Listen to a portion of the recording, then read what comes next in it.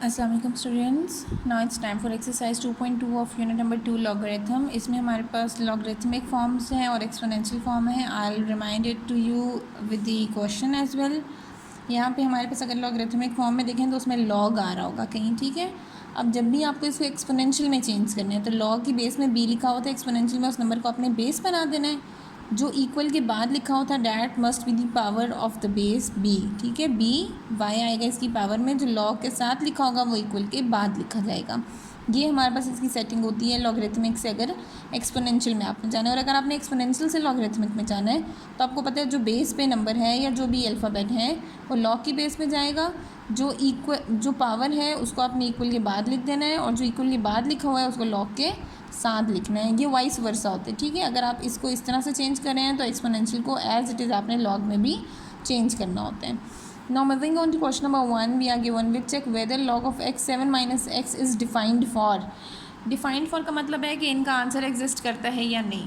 तो अगर हम देखें इनका आंसर कब एग्जिस्ट नहीं करेगा, जब हमारे पास लॉग की बेस में क्या होगा, ज़ीरो या नेगेटिव होगा, तब इसका आंसर एग्जिस्ट नहीं करेगा, ठीक है. तो हमारे पास एक्सपोनेंशियल कोई भी लॉग के साथ जो लिखा जाए उसका एक्सपोनेंशियल वो पॉजिटिव होना, वो ज़ीरो हो तब भी सेटिस्फाइड है, वो पॉजिटिव होना भी ज़रूरी है.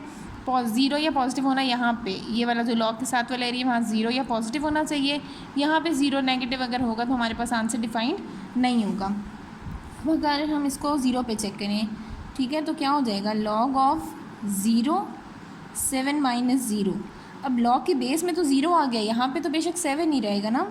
लॉग ऑफ 0 7, यहाँ पे ज़ीरो है, यहाँ पे 7 है, ज़ीरो भी हो सकता तब भी डिफाइंड था, लेकिन यहाँ ज़ीरो नहीं होना चाहिए था. तो इस केस में ये क्या हो जाता है, अनडिफाइंड हो जाएगा, ठीक है. ये आ गई हमारी सिचुएशन अनडिफाइंड की. अब यहाँ पर देखें log of 1 7 minus 1, log of 1 6, यहाँ पे भी 1 है that is greater than zero और यहाँ भी पॉजिटिव नंबर है तो ये यहाँ पर डिफाइंड है. In the third case log of x की जगह आप 6 लिख दें, 7 माइनस 6, लॉग ऑफ 6 1, ये भी अब पॉजिटिव है, ज़ीरो नहीं है, तो ये भी हमारे पास क्या होगा, डिफाइंड होगा. नेक्स्ट है x की वैल्यू इक्वल टू 7 है और ग्रेटर देन 7 है. अगर 7 के इक्वल होगी तो क्या होगा, log of 7 7 minus 7 is equals to log of 7 zero.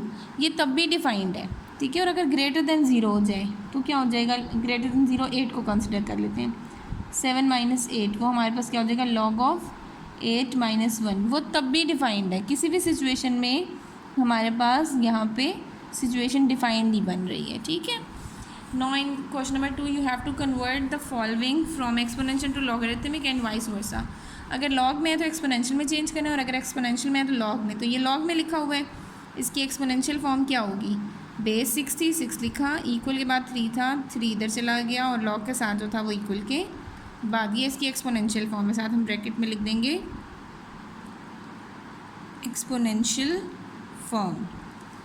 अब इसमें देखें अगर तो ये 7 बेस था, 7 4 इज इक्वल टू 2401, तो लॉग की बेस में भी क्या जाएगा, 7. ऊपर जो लिखा हुआ था वो जाएगा इक्वल के बाद और जो इक्वल के बाद लिखा हुआ था वो आएगा लॉग के साथ. ये इसकी कौन सी फॉर्म होगी, ये लॉगरिथमिक फॉर्म, ठीक है.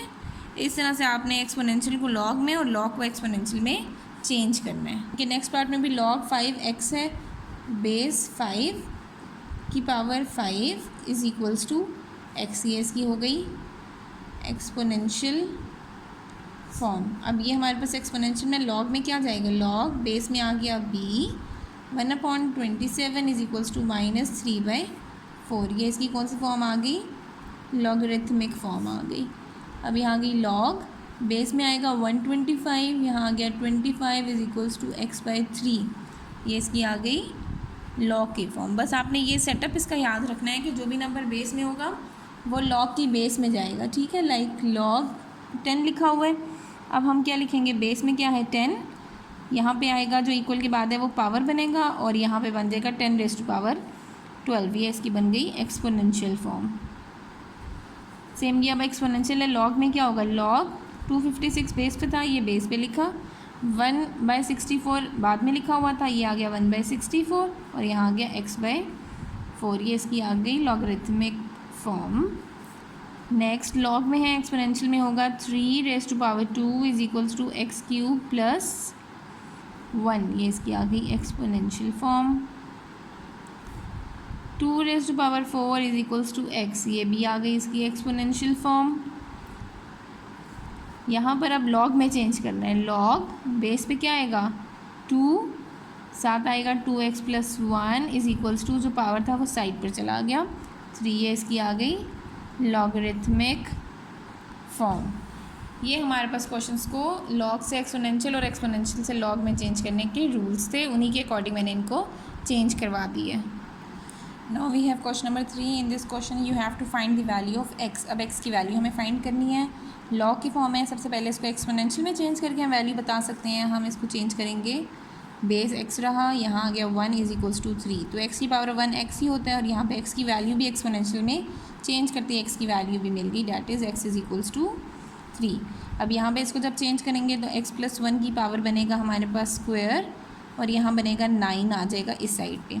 तो मैं यहाँ पे अगर अंडर रूट लूँ, स्क्वायर को ख़त्म करने के लिए हम अंडर रूट लेते हैं, यहाँ मैंने अंडर रूट ले लिया, साथ में मेंशन भी कर देती हूँ टेकिंग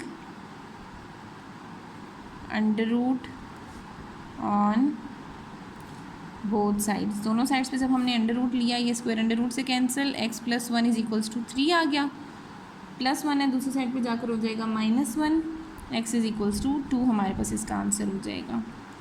अब नेक्स्ट में लॉग की फॉर्म में एक्सपोनेंशियल में चेंज करेंगे, 3⁻x इज इक्वल्स टू 81। जब भी इस तरह की सिचुएशन हो आपने LCM ले लेना, ठीक है।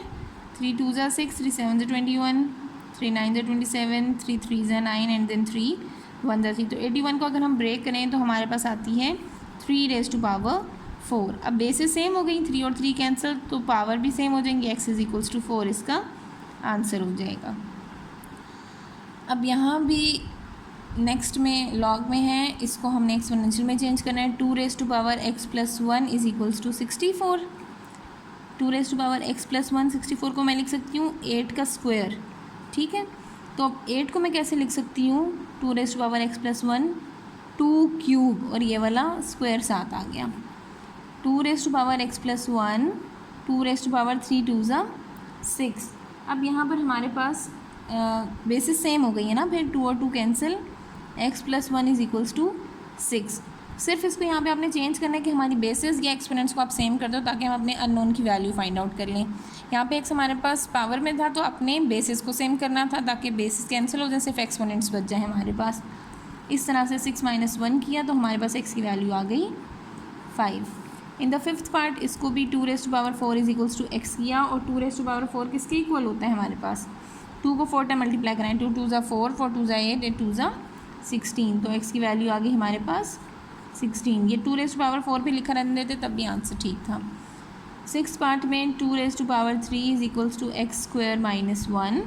2⁻3 यानी कि 2 को 3 टाइम मल्टीप्लाई कराया, हमारे पास आ गया 8, -1 इधर आकर हो गया +1, x²। 9 is equals to x², और x की वैल्यू क्या हो जाएगी, अंडर रूट लेने के बाद स्क्वायर अंडर रूट से कैंसिल, अंडर रूट 9 होता है हमारे पास 3, तो x की वैल्यू आ गई 3। ओके, क्वेश्चन नंबर 4 में हमें क्या find the unknown appeared in question number 2। Question number 2 में जो भी अननोन्स थे आपने उनकी भी वैल्यू कैलकुलेट करनी है इन पार्ट क्वेश्चन नंबर 4 ना।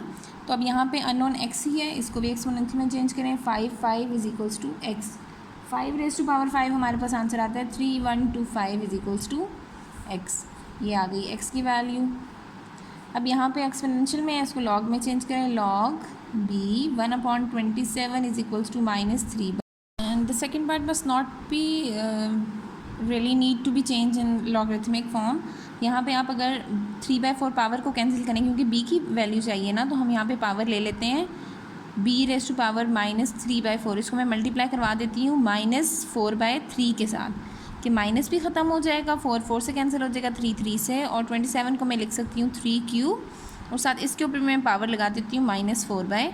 तो ये कैंसिल हो गया सारा कुछ, यहाँ रह गया b is equals to.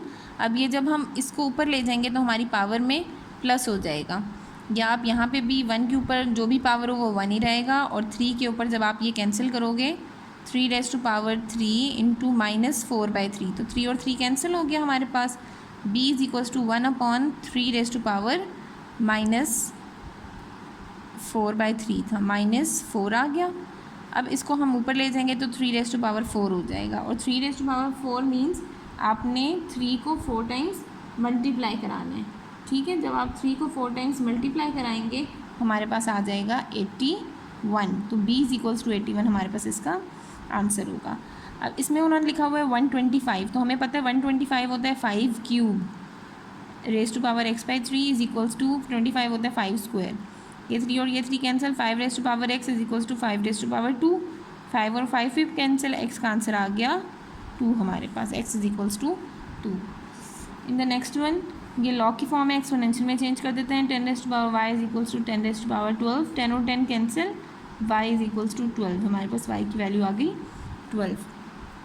In the next one 256 है, 256 हो जाता है हमारे पास 2⁸ और यहाँ पावर आ गई x/4, और 1/64 होता है 2⁻6।